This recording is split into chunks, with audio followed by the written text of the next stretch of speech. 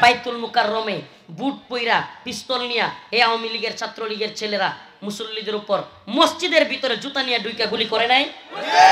করে নাই? এদেশের আলেম ওলামাদেরকে শাইখুল হাদিস আল্লামা মামুনুল হকের দাড়িতে ধরে নাই? ধরে নাই? এরপরেও যদি কোনো ব্যক্তি না বুঝে, বুঝা গেল এটা খতাম আল্লাহু আলা কুলুবিহিম, এটার অন্তরে আল্লাহ সিল মেরে দিছে। এ হয় আওয়ামী লীগের কিছু খাইছে, নাইলে কিছু পাইছে, নাইলে ছাগলের 3 নাম্বার বাচ্চার মতো লাফাইছে। খাইছে, পাইছে, নাইলে ছাগলের 3 নাম্বার বাচ্চার মতো কথা কয় না। এই 3 দলের এক দলে আছে, হয় আওয়ামী লীগের কিছু খাইছে, এখন এই যে কিছু খায় এখন বাজে রক্ত, নাইলে কিছু পাইছে, নাইলে ছাগলের 3 নাম্বার বাচ্চার মতো লাফাইছে। এদেরকে ছাড় দেওয়া যাবে না। হুজুর হুজুর দয়া করে একটু কোরআন হাদিস থেকে কথা বলেন। কোরআন হাদিসে কি জালেমদের বিরুদ্ধে কথা নাই? আল্লাহর রাসূল বলেছেন সবচাইতে বড় জিহাদ হলো, আফদলুল জিহাদ হলো জালেমের সামনে সত্য কথা বলা। এই দেশে আওয়ামী লীগ ছাত্রলীগের চাইতে বড় জালিম কেউ ছিল না। এই দেশে সর্বোচ্চ গুলো তো জালিম ছিলই, এলাকার আঞ্চলিক যেগুলো আওয়ামী লীগ ছাত্রলীগ করতো এগুলো মানুষের উপর জুলুম করতো, এগুলো এমন ভাবে হাঁটাচলা করতো, আলেমদের বিরোধিতা করতো, যা মন চাই তা করতো। করছে কি করে নাই? ফালা তাহসাবান্নাল্লাহা গাফিলান আম্মা ইয়ামালুজ জালিমুন। আল্লাহ কয় জালিমরা রে, তোরা কি আমারে গাফেল মনে করস? সুবহানাল্লাহ। আল্লাহ কি জালেমদের জুলুমের ব্যাপারে বেখবর? আল্লাহ কয় আমি ছাড় দেই কিন্তু ছেড়ে দেই না। এখন বলি শুনতেছি ডোনাল্ড ট্রাম্প ক্ষমতায় এসে তার বুকুরে আবার বয়াইব। এতদিন দেখেন দেখেন কথাগুলো কেন বলতেছি, সজাগ করার জন্য।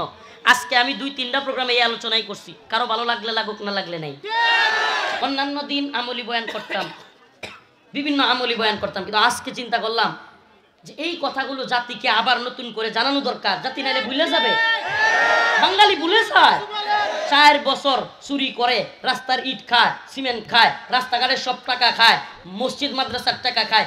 সেই নেতাও 4 বছর যাওয়ার পরে 5 বছরের কিছুদিন আগে নির্বাচনের আগে গরু জবইরা খাওয়ায়।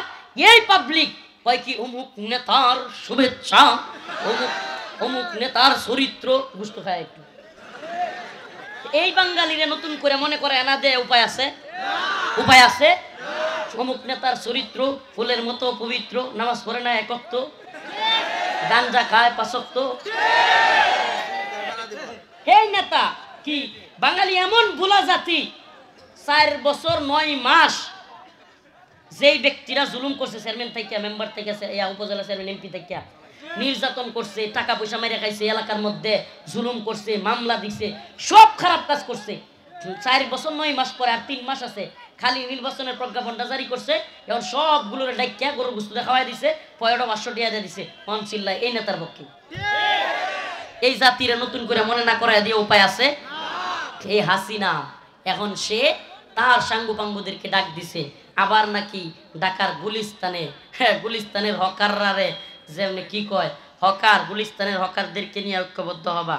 গুলিস্তানে গুলিস্তানে ওই যে কইছিল না যে গোপালগঞ্জেতে সূর্য উঠেছে, বাকিটা বললাম না, বাকিটা বললাম না। তো আমি কি বলি, আগামীকালকে বাংলাদেশের কোনো জায়গায় যদি একটা ছাত্রলীগ আওয়ামী লীগও যদি শেখ হাসিনার কথায় রাস্তায় নামে, বাড়িতে থাকবেন। আপনি ছাত্রলীগ করছেন, আওয়ামী লীগ করছেন, আপনার মারতে আমরা বলি না, আপনারা তওবা করেন, আল্লাহর কাছে মাপ চান। যারা আলেম ওলামাদেরকে এইভাবে কষ্ট দিছে, রিমান্ডে নিছে, ফাঁসি দিছে, তওবা করেন, মাপ চান, এই দলকে চলে আসেন, কোনো সমস্যা নাই। কিন্তু রাস্তায় হাসিনার পক্ষে নামবেন, কিশোরগঞ্জেতে সূর্য উঠেছে, ঠিক আছে তো আসতে পারবেন তো? পারবে তো ইনশাল্লাহ? একটারও ছাড়বেন না, রাজি আছেন ইনশাল্লাহ? যদি রাস্তায় নামে একটারও ছাড়া যাবে? কথা একদম ক্লিয়ার। কে কি বললো হুজুর রাজনৈতিক বয়ান করে? এ ভাই, রাজনৈতিক বয়ান মানে গত 16টা বছর কি পরিমাণে নির্যাতনেরা করেছে, এগুলো কি আপনারা ভুলে যাবেন? যেই জাতি তাদের পিছনের অতীত ইতিহাস ভুলে যায়, এ জাতি কখনো সফলতা পায় না।